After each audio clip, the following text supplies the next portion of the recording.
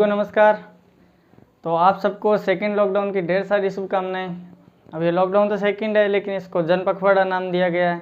ठीक है, तो जन पखवाड़े की आप सभी को बहुत बहुत शुभकामनाएं, क्योंकि अब जो शिक्षा है वो पूरी ऑनलाइन हो चुकी है। तो कल अपनी जो क्लास रही थी वो प्रत्यक्ष विधि के बारे में थी, और आज हम जो बात करने वाले हैं वो भी प्रत्यक्ष विधि के बारे में ही बात करेंगे। यानी कि प्रत्यक्ष विधि के दो पार्ट बन गए अपने। अगली जो क्लास होगी उसमें कल्पित माध्य और पद विचलन विधि बताऊंगा मैं।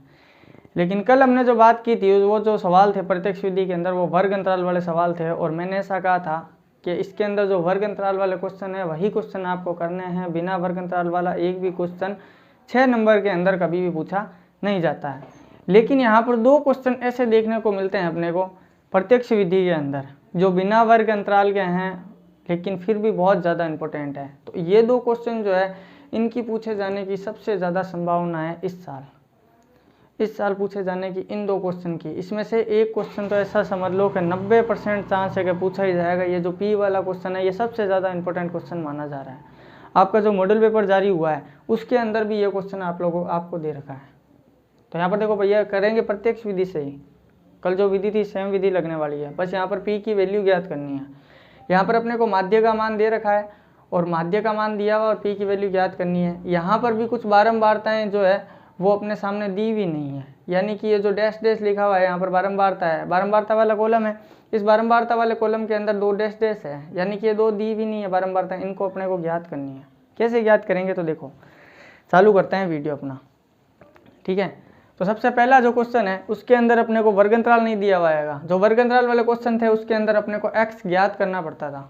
आप सही ढंग से याद करो तो वर्ग अंतराल अपने को दिया हुआ था और x अपने को ज्ञात करना पड़ता था। लेकिन इसके अंदर बिल्कुल ऐसा नहीं है, x दिया हुआ आएगा और f भी आपको दिया हुआ आएगा। आपको डायरेक्ट f और x की आपस में क्या करवानी है, गुणा करवानी है। तो कैसे करवाएंगे देखो, 6 की 3 से गुणा करवाए, f इंटू एक्स होता है। प्रत्यक्ष विधि के अंदर क्या करते हैं, डायरेक्ट f और x की आपस में गुणा करवाते हैं, यही काम करते हैं। तो इसके अंदर यही करना है, f और x की डायरेक्ट गुणा करवानी है।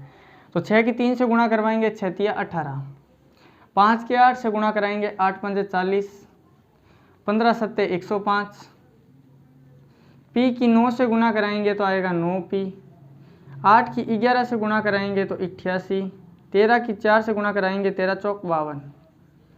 अब अपना जो फॉर्मूला था वो फॉर्मूला क्या था, अपना फॉर्मूला था x bar is equal to sigma f x बट्टे सिग्मा एफ, यही फॉर्मूला था। यानी कि कल मैंने आपको बताया था कि सिग्मा का मतलब होता है योग, यानी कि सिगड़ा रिमा, सिग्मा मतलब सगड़ा रिमा, असगड़ा रिमा आ एफ रिमा है और आ एफ एक्स रिमा है। यानी कि कहने का क्या मतलब है कि यहाँ पर f का भी योग होगा और एफ एक्स का भी योग होगा। तो f का योग करके देखते हैं, सिग्मा f निकालते हैं। तो सिग्मा f कैसे निकलेगा, f वाले कॉलम का योग कर दो, सिंपल सी बात है। f वाले कॉलम का योग करते हैं, हो जाएगा सिग्मा f। अब यहाँ पर देखो कैसे जोड़ना है अपने को, 6 और 8 14, 14 और 15 कितने हो गए 29, 29 और 8 37, 37 और 4 41। तो 41 तो यहाँ पर जुड़ गया है, लेकिन साथ में p भी है। तो आपने यदि 41p लिख दिया यहाँ पर तो गलत हो जाएगा। आपको लिखना है 41 प्लस p। अब यहाँ पर ये 41 प्लस p क्यों लिखा गया, इसका क्या कारण था। तो मैथ के अंदर एक चीज़ अपने को 8वीं क्लास में सिखाई जाती है बीज गणित के अंदर के, ना तो असमान पद कभी भी जुड़ते हैं और ना ही कभी घटते हैं। जैसे मैं यहाँ पर प्रयास करूँ, देखो x plus y is equal to क्या आएगा, अरे x प्लस वाई ही आएगा। आप लिख दोगे एक्स वाई नहीं आएगा, एक्स वाई करोगे तो गलत हो जाएगा, क्योंकि ये दोनों असमान पद हैं और असमान पद कभी भी आपस में जुड़ते नहीं हैं। तो असमान पद ना तो कभी जुड़ते हैं और ना ही कभी घटते हैं। तो यहाँ पर एक्स वाई कब आएगा, तो x इंटू वाई करोगे तो एक्स वाई हो सकता है, लेकिन x प्लस वाई कभी भी एक्स वाई नहीं हो सकता। ये बात आपको ध्यान में रखनी है। मैथ के अंदर कुछ रूल होते हैं जो अपने को ध्यान में रखने होते हैं। जैसे इस प्रकार से यहाँ पर चर और अचर दोनों पद कभी भी आपस में जुड़ नहीं सकते। तो यहाँ पर देखो, चर यानी कि संख्याओं वाला मान हो गया और अचर यानी कि ABCD का कोई अक्षर हो गया। तो यहाँ पर चर वाली संख्याएं अलग जुड़ी है और एक अचर संख्या p जो है वो एक अलग है। तो चर और अचर संख्या दोनों को अलग अलग जोड़ेंगे तो यहाँ पर आएगा 41 प्लस p। इसी प्रकार से यहाँ पर हम fx देखते हैं, तो fx वाला योग अपने को करना है। यहाँ पर सिग्मा किसके आगे लगा हुआ है, देखो fx के आगे, तो fx का योग करेंगे। यहाँ पर fx का योग कितना आ रहा है, अब इन सबको जोड़ेंगे सिग्मा fx। तो सिग्मा fx बराबर आएगा, ये 9p वाला है, ये तो जुड़ेगा नहीं क्योंकि ये एक प्रकार का अचर पद हो गया। बाकी सारे चर है, बाकी सारों को जोड़ दो। तो यहाँ पर इन सबको जोड़कर देखते हैं, तो 105 और 40 हो गया 145, 145 और 52, 145 और 2 147। 147 में यदि 50 जोड़ते हैं तो आता है 197। 197 के अंदर 105 जोड़ लिया हमने, 140 जोड़ लिया, उसके अंदर 50 जोड़ लिया, ये 3 जोड़ लिया। 197 में 18 और 88 को यदि हम जोड़ते हैं तो आता है 96 10 106 और 106 को इसके अंदर ऐड करेंगे तो आएगा 303। कितना आ गया 303 प्लस 9p जो है वो अलग ही लिखा जाएगा। इन सबको जोड़ेंगे तो आएगा 303 प्लस 9p। अब यहाँ पर देखो माध्य का मान अपने को सवाल के अंदर दिया हुआ आएगा। सवाल ऐसा है कि यदि माध्य 7.5 है तो p का मान ज्ञात करो। तो माध्य दिया हुआ है। अब ये माध्य क्या है, तो माध्य यानी कि x बार की वैल्यू है। यहाँ पर x बार की वैल्यू अपने को दी रखी है 7.5, तो इसमें सूत्र की जगह यहाँ पर लिख रहा हूँ 7.5 सिग्मा एफ एक्स की वैल्यू आई 303 प्लस 9p, 303 प्लस 9p बट्टे सिग्मा एफ की वैल्यू आई 41 प्लस p। और जब भी ऐसी आ जाए तो तिरछी गुणा करवा दो, वज्र गुणा जिसको बोलते हैं, तिरछी गुणा करवाएंगे तो 7.5 जो है वो इन दोनों से गुना करेगा, 41 से भी करेगा और p से भी करेगा, दोनों से करेगा, इसलिए मैंने ब्रैकेट ले लिया है। 303 जो है वो अब एक की किसी से भी गुणा कराओ कोई फर्क नहीं पड़ेगा, तो वैसा का वैसा आ जाएगा 303 प्लस 9p। 7.5 41 से गुना करेगा तो 7.5 के 41 से गुणा करवा दो, 75 की मैं गुणा करवाता हूँ 41 से, 5 एकम 5 7 एकम 7 5 चौक 20 7 चौक 28 और 2 30, यहाँ पर आ जाएगा 5730 यानी कि 307.5। इसकी से गुणा होगी तो आएगा 307.5 प्लस 7.5 p से भी गुणा करेगा तो आ जाएगा 7.5 p बराबर में अपना चल रहा है 303 प्लस 9p, ये चल रहा है। अब p वाली संख्या एक तरफ और बिना p वाली संख्या एक तरफ, तो देखो p वाला मान ज़्यादा कहाँ है, 9p यहाँ पर है, तो 7.5 p को उधर ले जाएंगे और 303 को हम इधर ले आएंगे। तो 307 इधर पड़ा ही है, 303 इधर, 307.5 इधर पड़ा ही है, 303 प्लस का इधर आते ही हो जाएगा माइनस का, बराबर में चल रहा है 9p इधर पड़ा ही है और 7.5 p इधर आके का हो जाएगा माइनस का 7.5 p। अब 307.5 में से 303 घटाएं, 307 में से 303 घटा दो, कितना बचेगा, देखो 7 में से 3 गया 4 ही बचेगा, तो 4.5 बाद में लगा दो, 7 में से 3 गया 4 फिर 0.5 तो 0.5, 9p में से 7.5 गए, 9 में से 7.5 गए, कितने बचते हैं, 1.5 बचते हैं भाई, 1.5 बोलेंगे 1.5 को। अब p और 1.5 के बीच में कोई चिन्ह नहीं है, मतलब गुणा का चिन्ह है, और गुणा का पक्षांतरण होता है तो वो भाग में आता है, तो यहाँ पर आएगा 4.5 बट्टे 1.5 बराबर आ जाएगा p। पॉइंट से पॉइंट कट गया, 15 एकम 15 15 तिया 45, तो p की वैल्यू कितनी आ गई 3।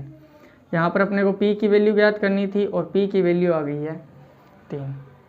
तो ये जो क्वेश्चन है ये परीक्षा की दृष्टि से बहुत ज़्यादा इंपॉर्टेंट क्वेश्चन है, 90% चांस है इस साल पूछे जाने के, अच्छी तरीके से देख लेना, ठीक है। तो आप जो है इंपॉर्टेंट क्वेश्चन के नोट्स बनाते जाओ, जो आपको साइंस में भी जो इंपॉर्टेंट नोट्स मिल रहे हैं, इंपॉर्टेंट क्वेश्चन के जो आंसर मिल रहे हैं वो भी साथ में, क्योंकि लिखने का जो तरीका है वो भी हम बता रहे हैं साथ साथ में कि लिखने का तरीका क्या होगा या सवाल करने का तरीका क्या होगा। तो इस तरीके से यदि आप सवाल करते हो बोर्ड के अंदर तो आपको पूरे मार्क्स मिलेंगे, यानी कि 6 नंबर का क्वेश्चन है तो आपको पूरे 6 ही मिलेंगे, 5 नहीं मिलेंगे वहाँ पर, ठीक है।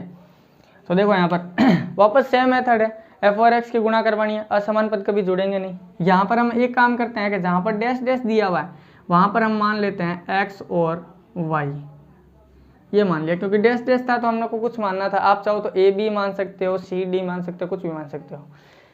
अब f और x की डायरेक्ट गुणा करानी है, 0 46 से गुणा करेगा तो 0 ही आएगा, x 1 से गुणा करेगा तो x, y 2 से गुणा करेगा तो 2y, 25 तिया 75, 4 की 10 से गुणा होगी 40, 5 की 5 से गुणा होगी 25।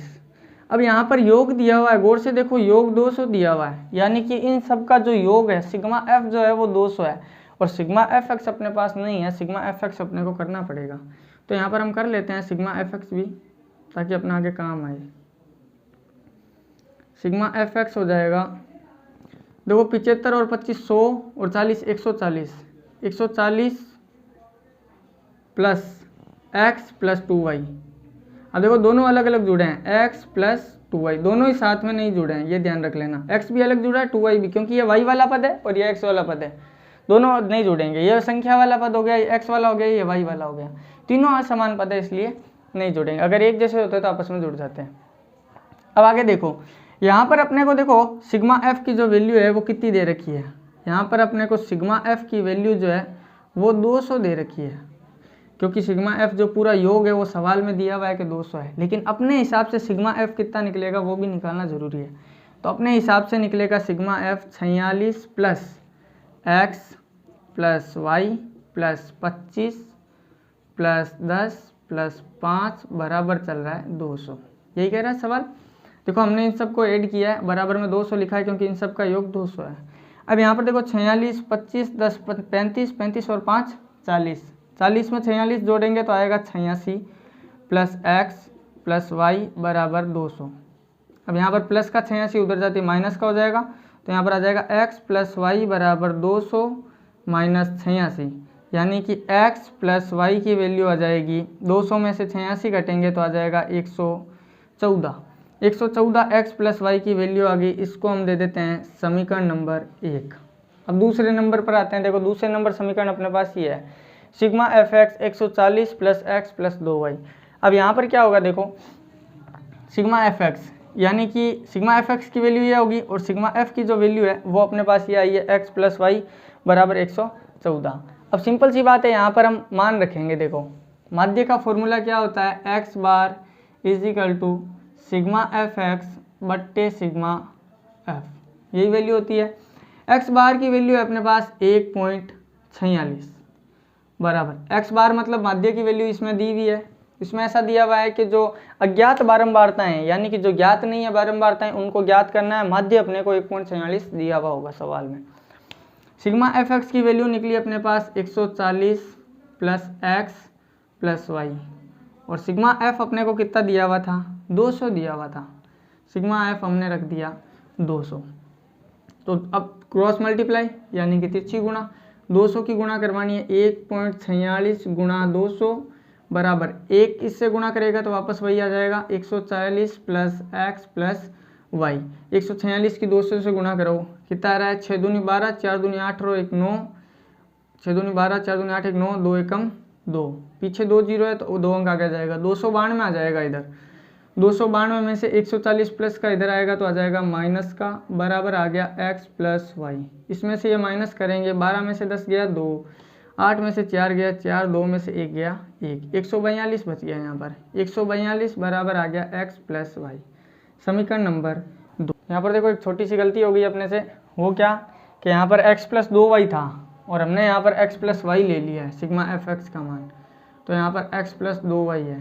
यहाँ पर भी कितना है x प्लस 2y, यहाँ पर भी कितना है x प्लस 2y, यहाँ पर भी कितना है x प्लस 2y।